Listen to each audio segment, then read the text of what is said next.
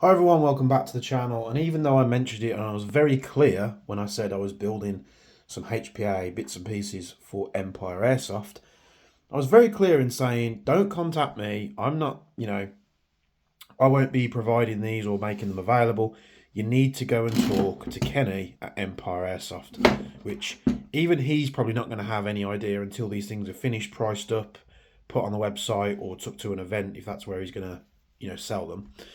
They are going to be exclusive. They're each going to be unique. There's going to be like a one-on-one type thing. And don't contact me. Literally, you're going to get the same response. All it shows is that you're not listening to the video and you're not paying attention. So any messages towards me now going, it's only the Empire stuff, where can I get my hands on these, blah, blah, blah. I'm just going to ignore them just because I'm not going to play the broken record and keep repeating myself. So in the first video, we're going to be taking a quick look at the billet. Now, there's a couple of things I know we're going to do about this. There are going to be some modifications involved. I'm going to do a quick video on this billet, and then I'll be doing a video on the forge that I'm going to be building with all the Strike Industries parts. Just because I don't know how far Kenny wants to take this just yet. As soon as we know and we get some internal bits maybe ordered to upgrade them, that's probably where it's going to be let off. But I can start fitting stuff to this because, like in my previous video, we're going to be turning this into a bit of a CQB monster. Not a CQB monster, more of like an urban monster. So very capable outdoors, woodland, in urban environments. But then if you want to take it indoors, do some room clearing, this is going to be great for that as well. So the first thing that we're going to be doing is getting rid of this stock. Now, I did mention in the previous video that I'm going to be fitting a real steel. This is a proper, genuine PDW stock, which goes straight onto the Wolverine MTW. This is very simple. I've already loosened the castle nut off, so I'm just going to push the pin out for the receiver. I'm going to pull that out, and then I'm going to pop the front pin as well, so we can take the upper apart. And then, like I say, it's very simple. I've already loosened this castle nut. We just spin that all the way off to the end. We pull back the plate like so. We'll remove the wire just so it doesn't get caught on anything.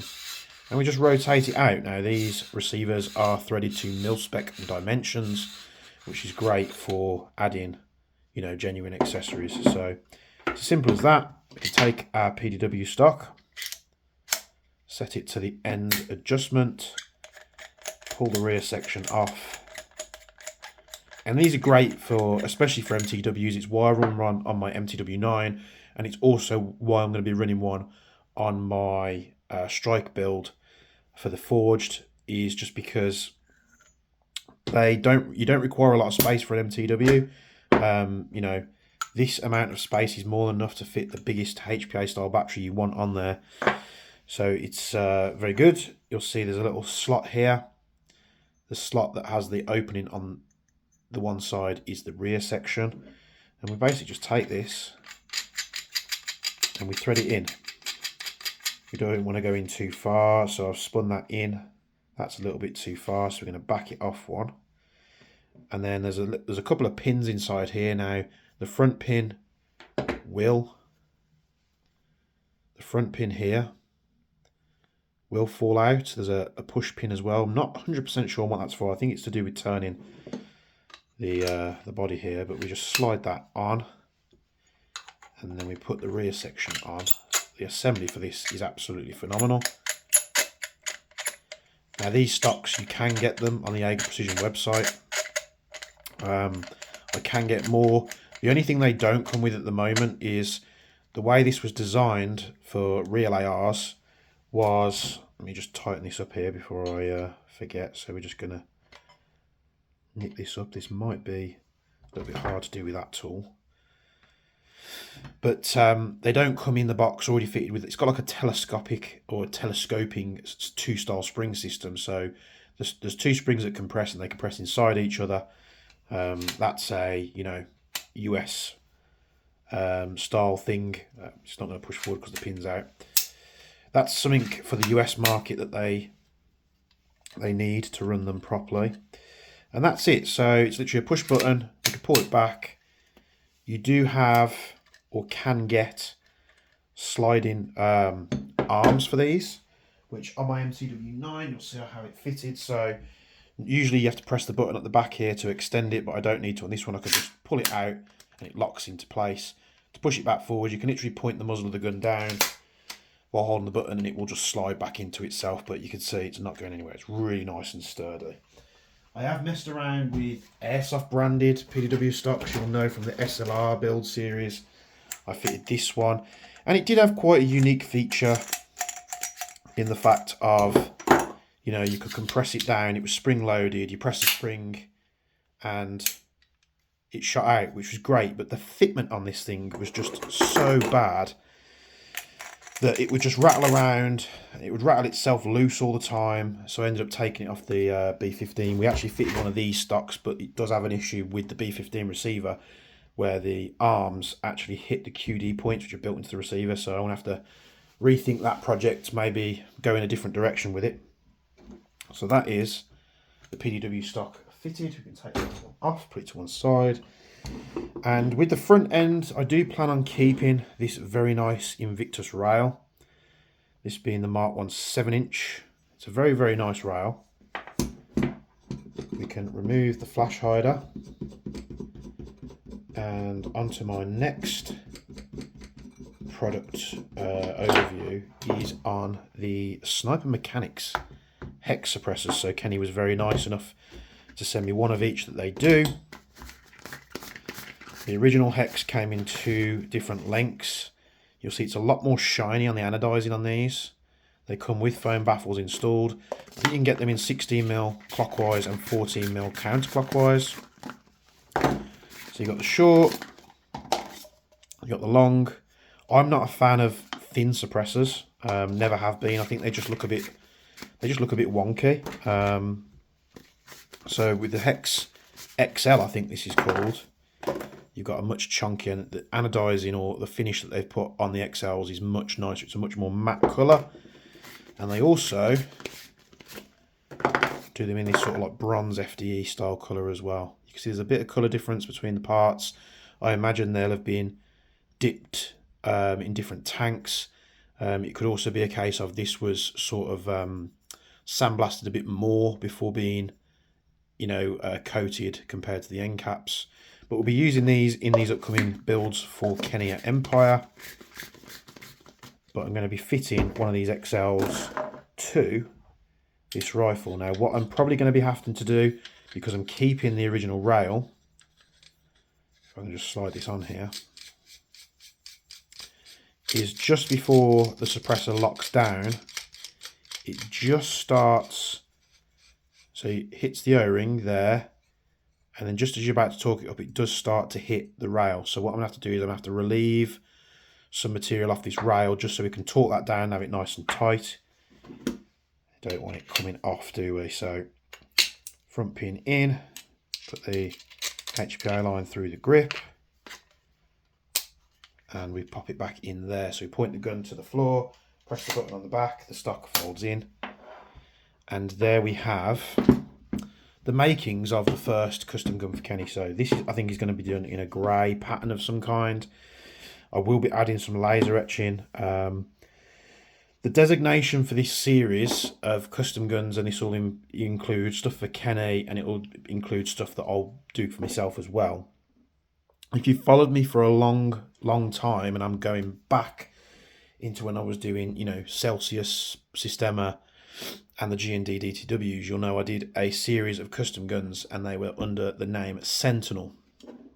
And I'm going to be doing these under the same name. I did work on a project with another airsoft retailer a long time ago, and I designed a gun which was called the Sentinel 4. It was a very short gun. It had the Mad Bull style brace stock, not brace, it was like a tube with just an end cap on that used to screw on the back, and we had, you know, some different buffer tubes. We was having to basically buy those Mad Bull stocks and then go and manufacture buffer tubes to then take just the rear section of the Mad Bull stocks out and assemble it.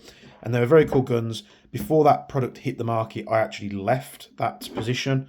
So I never got to see that gun was literally designed by me, but I never got to see it come to fruition because I left before it carried on. And I know they did release it, but the Sentinel sort of name was very much me. So I'm going to be picking that up again. It'll be the JPL Sentinel series, Jaeger Precision Labs.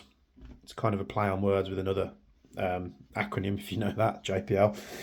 So Jaeger Precision Labs Sentinel series. We'll be doing this one. We've got a forge to do. We've got 2 MTW 9s, which I've already thought of different ways. I'm going to do one really short, and then I've got a really unique suppressor for one of the original handguards on those, which I have done a similar thing before with an MTW, which I think ended up going to Airsmiths. So we've got 4 HPA rifles to build for you guys to get your hands on them. If you want to register your interest now, go speak with Kenny at Empire Airsoft. There's also going to be a MWS, which is a Mark 18, which I'll be putting some bits on. Not sure what we're going to do with that. If we're going to coat it and Cerakote it, you know, and put some extra bits on, I'm not too sure. Or we're just going to, you know, beef it up, perhaps put a new... and I know the Mark 18, for some reason, has got an angry gun nozzle, which, to be honest, if you've got a Marui MWS and you want to buy a new nozzle, and you've got an angry gun one, throw that in the bin. Go get a Guns Modify, or if you really can, and, you know, get the Unicorn, just a standard Marui nozzle, but the Guns Modify ones are very good. As well as that, we've got an MP7 GBB. I'm not sure we're going to do that either, so there's going to be 6 guns in total. So this is just a start. Let me know what you guys think. I think this fits really well. The downside to one of the MTW9 things that I've got is going to have a full integrated suppressor. It does kind of negate the M-lock, so I'm not sure what I'm going to be doing there yet. Where with this one, I think we can put like a little grip on or something to have it nice and manoeuvrable in a CQB environment. And then in terms of accessories, that's something Kenny's going to have to decide on what he wants to do. I would like to fit, I'm not sure if Kenny will be watching this, but I would like to put a different grip on. I'm thinking real steel grip. Get this off. It's not a bad grip. It's not uncomfortable at all. I'm just very particular. The K2 Pluses, which I bought this one for the Forged, are just so superior. They've got an overmolding, rubber overmolding, so it's very grippy, and they're just super comfortable. And they have that more sort of low degree grip, so it's a bit more flat compared to the standard grips. So I would like to fit those on. I might have one of these spare that's not the rubber molding off the MTW9 that I built, because I'll be replacing it with a K2 Plus. Again, it's all just guesswork at the moment. So if there's something that you guys want to see, now me, I've got an MTW9. I'm going to be building an MTW Forged. One thing I'm not 100% certain about, and I keep adding products into cart, which if you guys out there run an MTW, like an M4, get in the comments below and let me know now, because I'm undecided on what magazines I should run them on. So you got the standard Wolverine MTW mags, which a lot of people say they don't like, but from the videos that I can find online, it's always the standard mags which seem to be feeding good. You've got the EPM MTW magazine, so it's like an MTW magazine very much with an empty cutoff and stuff, but it's designed by PTS, which is another 120 round magazine. And then you've got the PTS EPM ones, so you've got the short and the long one. So I'm not really sure what magazines I should run or what I'm going to run. The EPM ones, having a 250 round capacity, are the most appealing, because literally instead of running 6 120s, I can run, I don't know, 4 of the 250s. And I probably wouldn't even use that amount of ammo, but it just thins down the kit that I'm going to be carrying. So if you've got massive experience, because it's been a long time since I've owned an MTW M4, and I did run it on the standard MTW magazines, and I never really had an issue, but you know, from what you read online, let me know what mags you're running on your MTW down in the comments below, what experience you've got, and you know, we'll see what the results are and what people say. So thanks for tuning to this quick video. The next one will be about the Forge, and we'll get to start building that. And as always, from me and Bench, we'll see you in the next one.